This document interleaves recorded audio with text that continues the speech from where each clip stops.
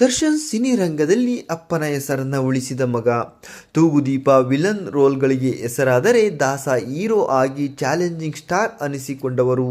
ಇದೀಗ ದರ್ಶನ್ ರವರ ಮಗ ಕೂಡ ತಂದೆಗೆ ತಕ್ಕ ಮಗ ಅಂತ ಅನಿಸಿಕೊಳ್ತಿದ್ದು ಅಪ್ಪನ ಹಾದಿಯಲ್ಲೇ ಹೆಜ್ಜೆ ಇಡ್ತಿದ್ದಾರೆ. ದರ್ಶನ್ ಚಾಲೆಂಜಿಂಗ್ ಪಾತ್ರಗಳ ಮೂಲಕವೇ ಬಾಕ್ಸ್ ಆಫೀಸ್ ಸುಲ್ತಾನ ಅಂತ ಅನಿಸಿಕೊಂಡವರು. ಮೆಜೆಸ್ಟಿಕ್ ಟು ಡೆವಿಲ್ ವರೆಗಿನ ಜರ್ನಿಯಲ್ಲಿ ಸೋಲು ಗೆಲುವು ಎಲ್ಲವನ್ನ ನೋಡಿದ್ದಾರೆ. ಸಿನಿ ರಂಗಕ್ಕೆ ಬರೋದಕ್ಕೂ ಮುನ್ನ ದರ್ಶನ್ರ ಜೀವನದಲ್ಲಿ ಕಷ್ಟಗಳ ಸರಮಾಲೆಯೇ ಹೆಚ್ಚು ಇತ್ತು. ದರ್ಶನ್ ತೂಗುದೀಪರವರ ಹೆಸರನ್ನ ಉಳಿಸಿಕೊಂಡ ಹಾಗೆ ದರ್ಶನ್ ರವರ ಹೆಸರು ಉಳಿಸೋಕೆ ಮಗ ವಿನೀಶ್ ಕೂಡ ತಂದೆಯ ಹಾದಿಯಲ್ಲಿ ಹೆಜ್ಜೆ ಇಟ್ಟಿದ್ದಾರೆ.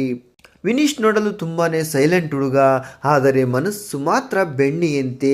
ಯಾರೇ ಕಷ್ಟ ಅಂತ ಬಂದರೂ ಕೂಡ ಸಹಾಯ ಮಾಡುತ್ತಾರೆ. ಮನೆ ಮಳೆ ಬಂದ ಕೆಲ ಅಂಗವಿಕಲರಿಗೆ ಹಾಗೂ ಮಂಗಳಮುಖಿಯರಿಗೆ ಸಹಾಯ ಮಾಡಿದ್ದಾರೆ ವಿನೀಶ್. ಅಷ್ಟೇ ಅಲ್ಲದೆ ಕೆಲ ಬಡ ಮಕ್ಕಳ ವಿದ್ಯಾಭ್ಯಾಸಕ್ಕೂ ಕೂಡ ಸಹಾಯ ಮಾಡಿದ್ದಾರಂತೆ. ಇನ್ನು ದರ್ಶನ್ ಹುಟ್ಟುಹಬ್ಬದ ದಿನ ಬುದ್ಧಿಮಾಂದ್ಯ ಮಕ್ಕಳಿಗೆ ಹೊಸ ಬಟ್ಟೆ, ಆಟದ ಸಾಮಾನುಗಳನ್ನು ನೀಡಿ ಸ್ವೀಟ್ ಹಾಗೂ ಚಾಕೊಲೇಟ್ ಹಂಚಿದ ವಿನೀಶ್ ಆ ಮಕ್ಕಳ ನಗುವಲ್ಲೇ ದರ್ಶನ್ರನ್ನ ನೆನೆದರು. ಅಪ್ಪನನ್ನ ಭೇಟಿ ಮಾಡಿದರೂ ಅಪ್ಪಿಕೊಳ್ಳಲಾಗದ ಸ್ಥಿತಿಯಲ್ಲಿ ವಿನೀಶ್ ಈ ಕೆಲಸದ ಮೂಲಕ ಕೊಂಚ ನೆಮ್ಮದಿ ಕಂಡರು.